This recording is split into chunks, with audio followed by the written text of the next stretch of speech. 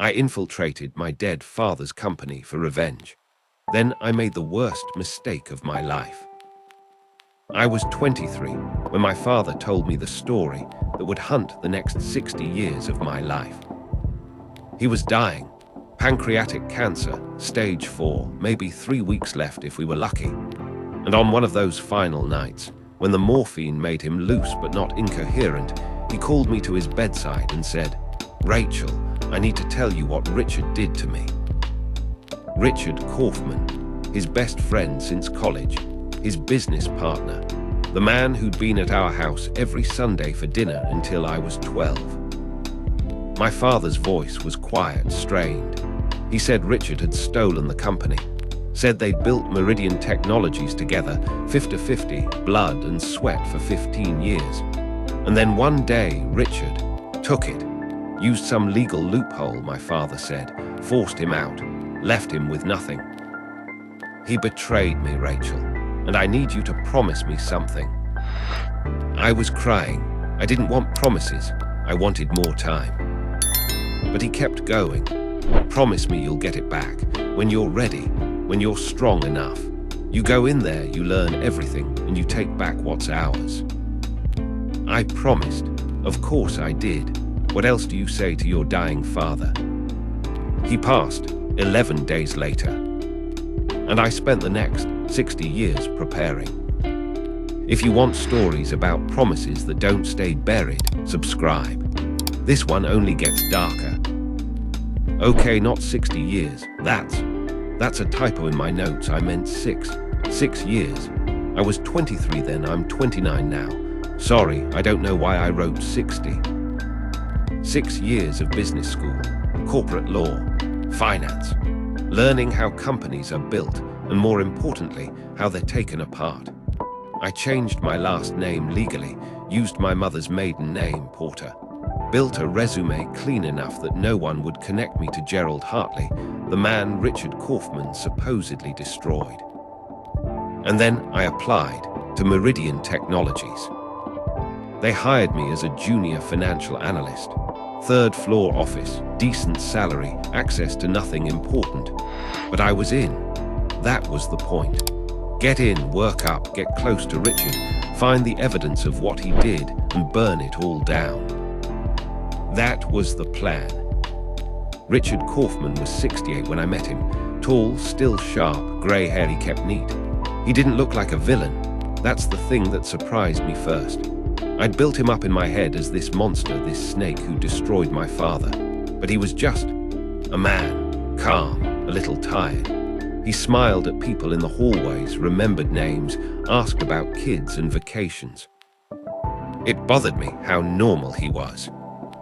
I kept my distance at first, watched him, studied his routines, his relationships, who he trusted. I needed to know everything before I made a move.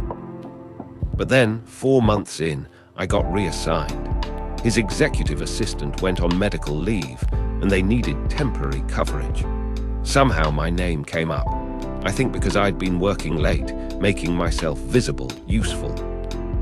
Suddenly, I was sitting 15 feet from Richard Kaufman's office, managing his calendar, screening his calls, seeing documents, emails, internal memos. It was perfect and terrifying. Because the closer I got, the less he matched the story I'd been told. He was kind to me, patient. I'd screw up his coffee order and he'd just laugh, say it kept him on his toes. I'd double book a meeting and he'd shrug, say we'd figure it out. Once I accidentally sent a confidential memo to the wrong department, and I thought I was done, fired, but he just pulled me aside and said, "Mistakes happen, Rachel. Just learn from it." I didn't want to like him, but I did. I hated that I did. 3 months into the assistant role, we started having lunch. Not every day, but once a week, maybe twice. He'd ask about my background, my goals. I'd lie, obviously, keep it vague. He'd talk about the company, the early days, the struggle to keep it alive in the 90s. He talked about my father once, just once. I had a partner back then, Richard said. We were in his office, eating Chinese takeout. Gerald Hartley. Brilliant guy. We started this whole thing in his garage, if you can believe that. I kept my face neutral. What happened to him? Richard's expression shifted, something sad, distant. He made some choices, bad ones, and I had to make a choice too. He didn't say more, changed the subject, but I saw something in his face that didn't fit the narrative I'd carried for 6 years. Regret, maybe, or guilt. I started digging deeper after that, not just watching Richard, but actually investigating. Late nights in the records room, pulling files from the early 2000s, incorporation documents, partnership agreements, board meeting minutes. And that's when I found it, the thing my father never told me. There was fraud, significant fraud. Gerald Hartley, my father, had been siphoning company funds into a personal account for nearly 2 years, falsifying invoices, inflating vendor costs, skimming the difference. It was all there, documented, audited by a third party. The board had voted to remove him, unanimously, including Richard's vote. But here's the part that made my hands shake when I read it.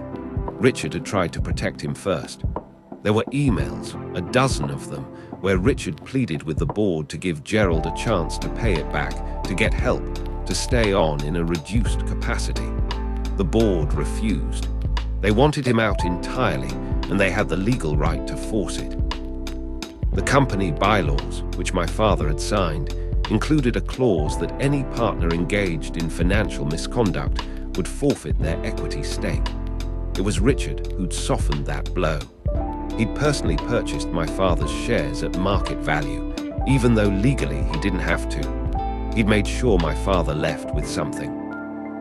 My father had stolen from the company, and Richard had tried to save him anyway. I sat in that records room until security came through at midnight. Just sat there, staring at papers, trying to make sense of what I was feeling.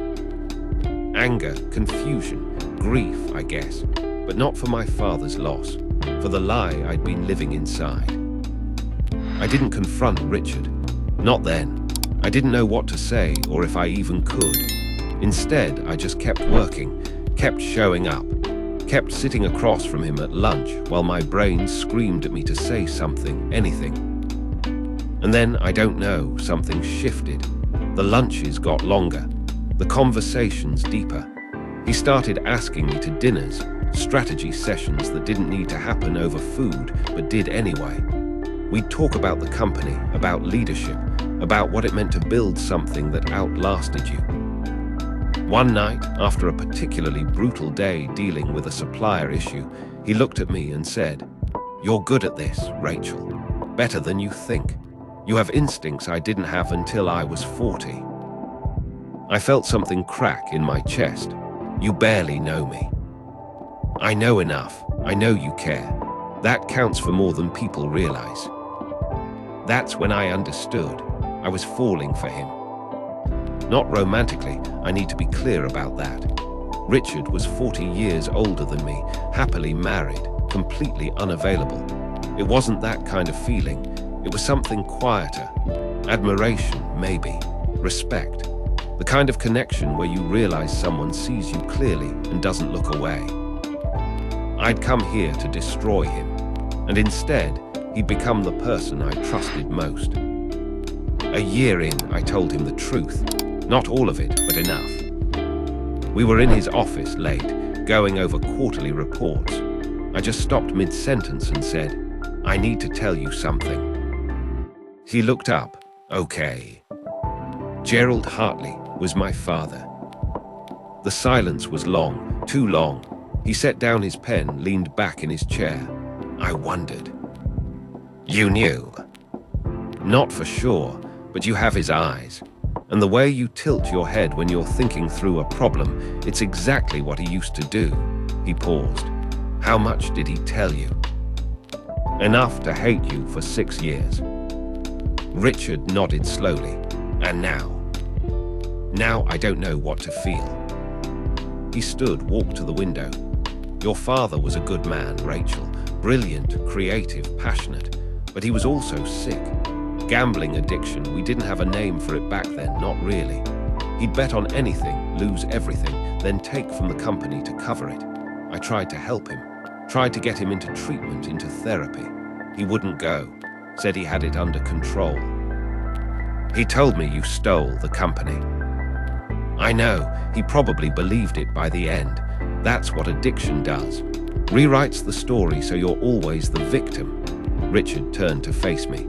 I'm sorry you grew up with that version. I'm sorry he couldn't tell you the truth. I felt tears coming and fought them back. Why didn't you ever reach out after he died? I tried. Your mother wouldn't speak to me. I sent a letter to you, actually. You would have been 13, maybe 14. It came back marked return to sender. He smiled sadly. I figured she was protecting you, probably the right call. I wasted 6 years. You built a career. That's not a waste. I came here to ruin you. I know, he said it so simply, like it didn't surprise him at all. Did you find what you needed? Yeah, the fraud reports, the board minutes, all of it. And I met his eyes. My father was guilty. Richard nodded. He was also your father. You're allowed to love him anyway. Those things can both be true. That's what broke me. Not the documents, not the evidence, but that. Permission to hold two truths at once. I'm still at Meridian. 3 years now. I'm a senior analyst, working directly under Richard on long-term strategy. He's talking about retirement, wants me to move into a director role when he steps back. Sometimes I think about what my father would say if he could see me now, working for the man he taught me to hate, thriving in the company he said was stolen. I think he'd be angry, or maybe disappointed. But here's what I know, and it took me a long time to get here. My father loved me, and my father lied to me, and Richard tried to save him, and my father was broken in ways I'll never fully understand. None of that erases the others. It just exists together, messy and unresolved. I don't talk about this much. Most people don't know the connection, and I like it that way. But sometimes Richard and I will stay late after everyone's gone, and he'll tell me stories about the early days. About my father when he was young, when he was brilliant and full of ideas. Those stories, I keep them, even knowing what I know. I never got revenge, but I don't think that's what I actually wanted. I think I wanted someone to tell me my father mattered, that his life meant something beyond the mess he left behind. Richard gave me that, not through words, but through memory, through still speaking his name with respect after everything. So no, I didn't take back the company. I joined it. And I'm building something here that maybe, in some small way, honors the man my father could have been. If he'd let himself be helped. That's the part I'm still working through. I've lived with this choice for a long time. So tell me, was I wrong to stay? Or was walking away from revenge the only honest ending? I read every comment. And if stories like this stay with you after the screen goes dark, subscribe and share it with someone who understands complicated choices.